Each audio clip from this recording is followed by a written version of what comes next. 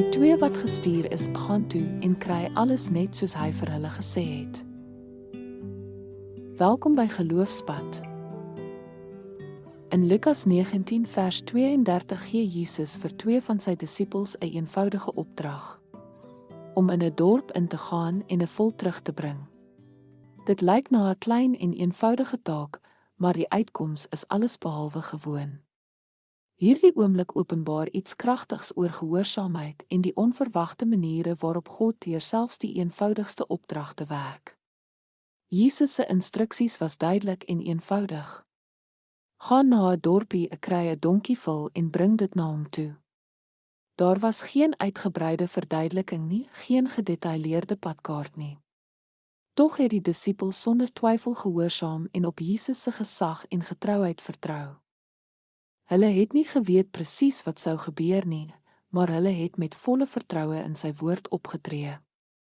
Toe hulle deur die eienaars ondervra is, het hulle eenvoudig die woorde wat Jesus vir hulle gesê het, herhaal. Die Here het dit nodig en die eienaars het hulle toegelaat om die vul te vat. Wat in hierdie verhaal opval, is die eenvoud van Jesus se opdrag en die gehoorsaamheid van die disippels. In baie opsigte was dit 'n gewone taak, tog het dit iets buitengewoons aan die gang gesit. Die vervulling van profesie en die koms van die Messias in Jerusalem. Jesus het geweet dat hierdie klein daad van gehoorsaamheid groot betekenis in God se groot plan sou dra. Hierdie verhaal leer ons dat God nie altyd vir ons 'n volledige prentjie gee van wat voorlê nie. Sy instruksies kan eenvoudig of selfs gewoon lyk, maar gehoorsaamheid aan sy stem lei altyd tot iets veel groter as wat ons kan dink. Soos die disippels word ons geroep om te vertrou en te volg, selfs wanneer ons nie die uitkoms ten volle verstaan nie. Hulle gehoorsaamheid, hoewel oënskynlik klein, het ewige impak gehad. Die disippels se gewilligheid om te gehoorsaam in die klein, oënskynlik onbeduidende taak was die sleutel tot die vervulling van God se plan.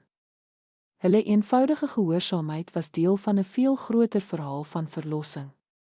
Ons word ook uitgenooi om Jesus te volg met die vertroue dat selfs ons kleinste dade van gehoorsaamheid deel kan wees van sy diepgaande doel. Kom ons bid. Here, dankie dat U vir ons die krag van eenvoudige gehoorsaamheid wys. Help ons om U in alle dinge te vertrou met die wete dat selfs die kleinste take deel van U groter plan kan wees.